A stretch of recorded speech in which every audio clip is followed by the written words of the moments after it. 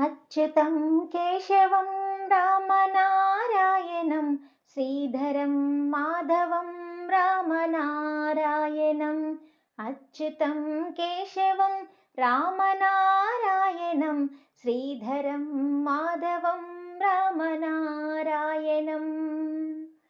केशवं माधवं रामनारायणं रामनारायणं रामनारायणम् अच्युतं केशवं रामनारायणं श्रीधरं माधवं रामनारायणम्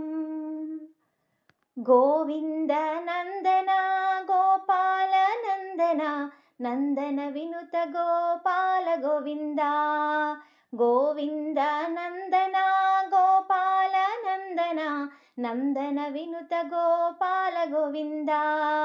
अच्युतं केशवं रामनारायणं श्रीधरं माधवं रामनारायणम् आदिनारायणं लक्ष्मीनारायणं सत्यनारायणं नरनारायणम् आदिनारायणं लक्ष्मीनारायणं सत्यनारायणं नरनारायणम् अच्युतं केशवं रामनारायणं श्रीधरं माधवं रामनारायणम्